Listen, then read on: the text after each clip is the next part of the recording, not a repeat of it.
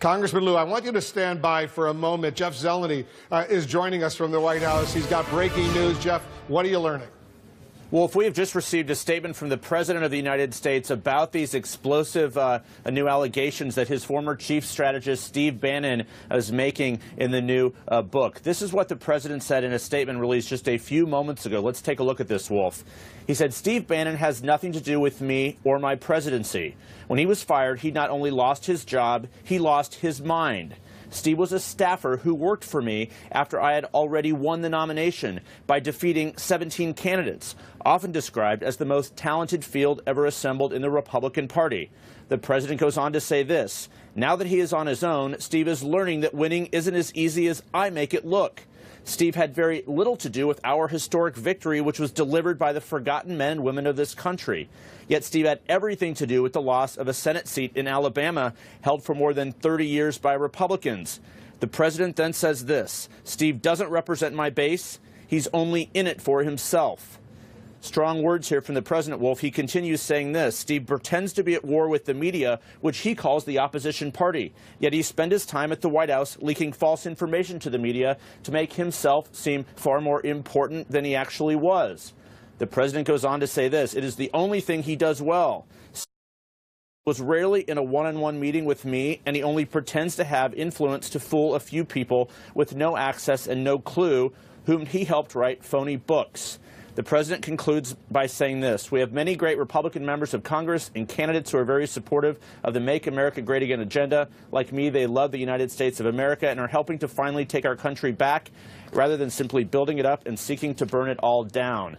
So, Wolf, this statement here, which is, again, just coming in, the strongest words this president has had for his former chief strategist, Steve Bannon. Now, certainly some of the things in there deserve some fact-checking. The reality is Steve Bannon was involved in many meetings. At the very beginning, Wolf, you'll remember almost a year ago, the week after the president took office, the president signed off on including Steve Bannon as a member of the National Security Council. His office from January through August was only steps away from the Oval Office. So probably not true to say that he was not in many one-on-one meetings with him, but certainly the politics of this are clear. The president, the White House trying to extinguish this, distance themselves from Steve Bannon, of course.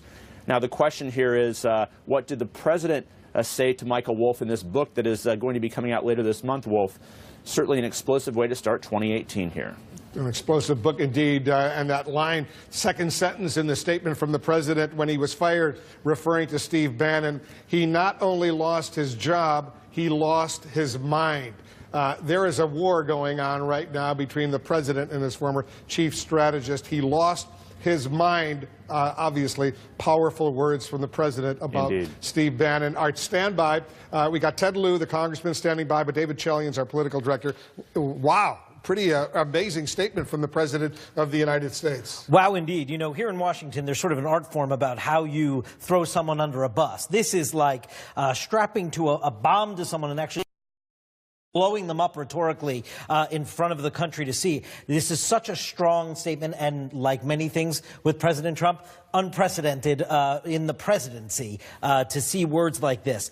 But as Jeff was just suggesting, for Donald Trump to suggest that Steve Bannon had nothing to do with him or his presidency. I mean, he says has. Maybe he means today in the present tense. This was his chief strategist. This was someone intimately involved from the general election campaign when Donald Trump was like 12 points back in the polls in August of 2016.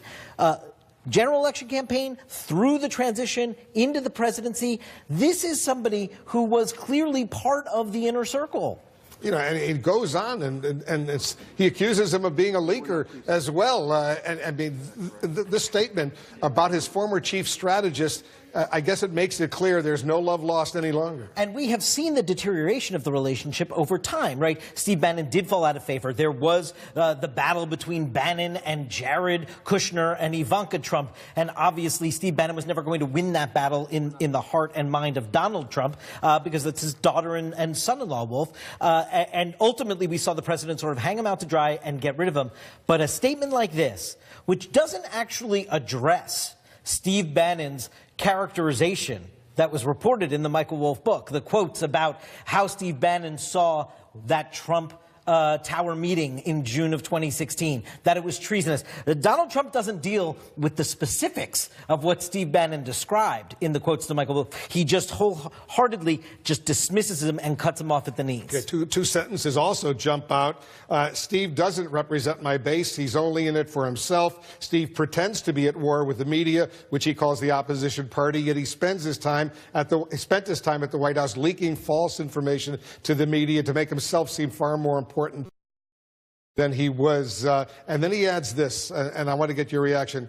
It is the only thing he does well. Steve was rarely in a one-on-one meeting with me and only pretends to have had influence to fool a few people with no access and no clue, whom he helped write phony books. Phony books. Maybe he's referring to this current Michael Wolff book that's about to be released. I'm sure that that is what he's referring to. I think we're going to have to learn from the White House sort of a detailed itinerary, if you will, of President Trump's communication with Steve Bannon since he left the White House. After the president fired Steve Bannon, we know that they have had conversations since. So why, if the president believes that he is a total leaker of false information, why was he still speaking to him after he left? And why does he claim he has absolutely nothing to do with him if indeed, again, the president had communication with him after he left the White Democratic House? Congressman Ted Lieu is still with us from California. Let me get your reaction. A pretty stark, bold statement from the President of the United States, not from a Democrat, not from a member of your party, but from the President of the United States,